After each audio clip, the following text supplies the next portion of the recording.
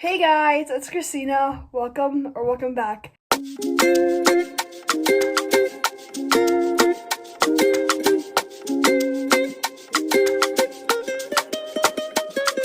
So, as you saw by the title of this video, I'm going to be telling you guys books I wish I would have read sooner. I do have to say, some of these got popular fairly recently in the last year or two, but I only picked them up probably end of last year, maybe this year. Some of them are older books that I picked up before, but older books I wish I would have read sooner too. So just books I would have read sooner, kind of I wish I read them during the hype kind of vibe. Summarizing it, books I wish I read either when they had the hype or just wish I read them sooner in general. So let's get started. The first ones I'm going to tell you about are 3 series. So the first one is the Heartstopper series by Alice Oseman. These were so cute. I think I read them between 2 nights, the 5 books. I'm pretty sure we're missing just one. And I can't wait for the last one, and I can't wait to watch a show. I need to catch up on my shows. But it was so cute. I loved it. I'm not much for graphic novels, but this was just a chef's kiss. It was just so cute.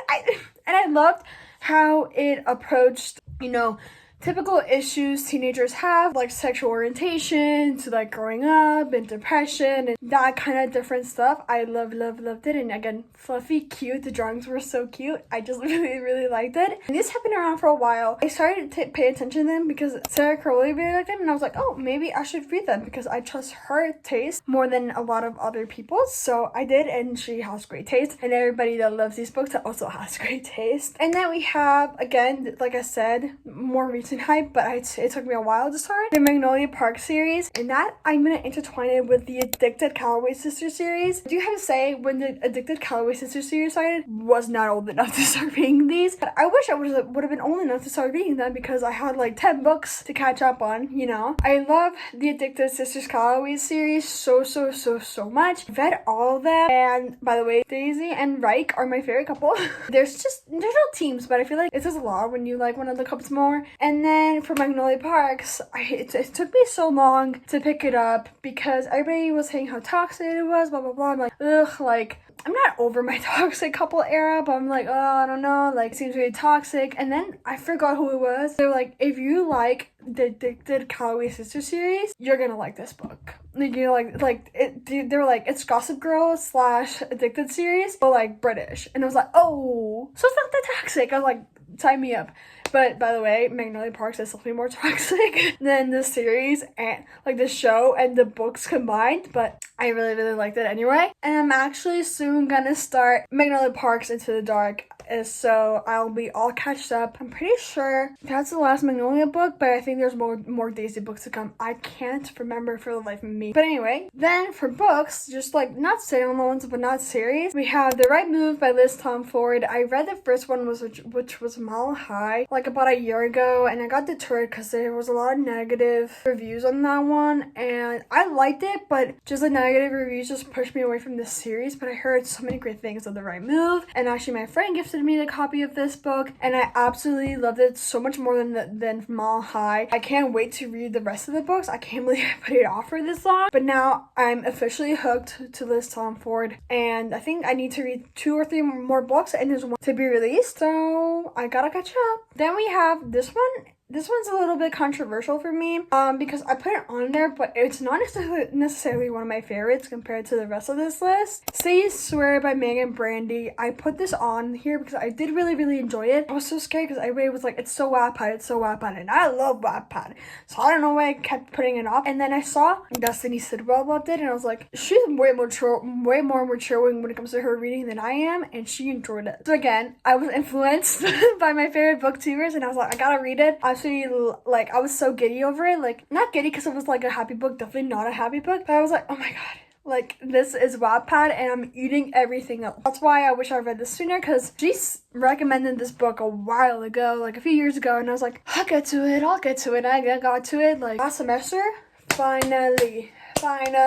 So the series I missed was the Shadow and Bone trilogy. Shadow and Bone trilogy is the series that got me into not so like romantasy, just like more fantasy. And it's been, again, I think it's been out for a while already, and I was just been putting it off and putting it off and putting it off because I am a romance girly. I love romance. Fantasy for me is hard just because it's a lot of elements. These books got me into fantasy, and to me they're not easy reads if you're not used to fantasy, but I don't know, the way Leigh Bardugo writes, I've said this before, I love the way she writes, and it made me love fantasy so much, and it introduced me to like a higher fantasy. Like, I already read fantasy. I read The Cruel Prince and I had read Carva, but this is definitely like a different level for me, if that makes any sense. So I wish I had read the Shadow and Bone trilogy before. Once I got into Book Talk, she was already popular, and it took me a year or two to pick these up, so long time.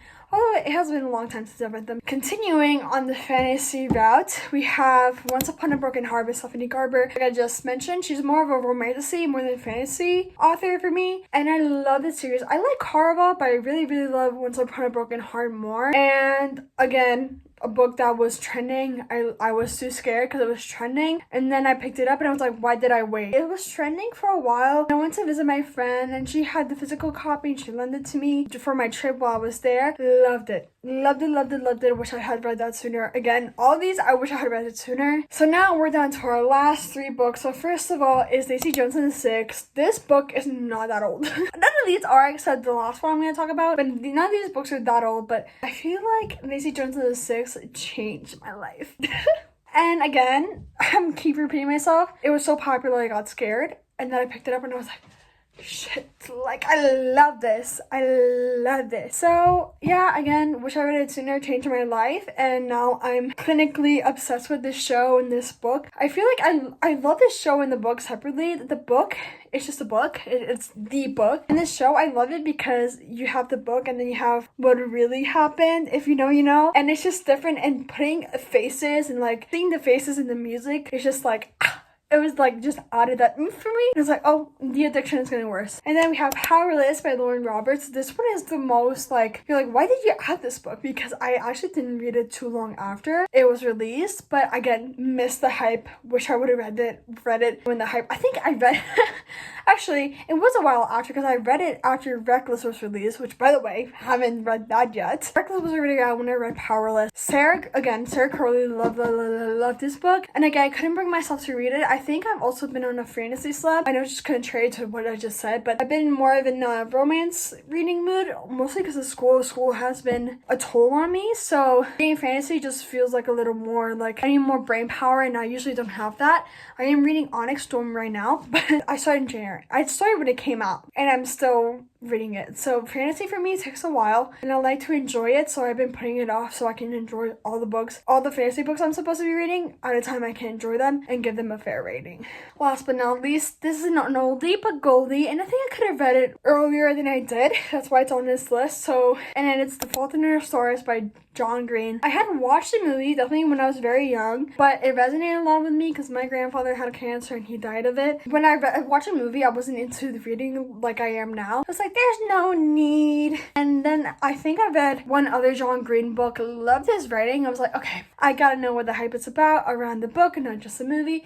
Read the book, and again, absolutely loved it because John Green is a phenomenal writer. But that's basically it. Hope you guys enjoyed, and I'll see you guys very soon. Bye!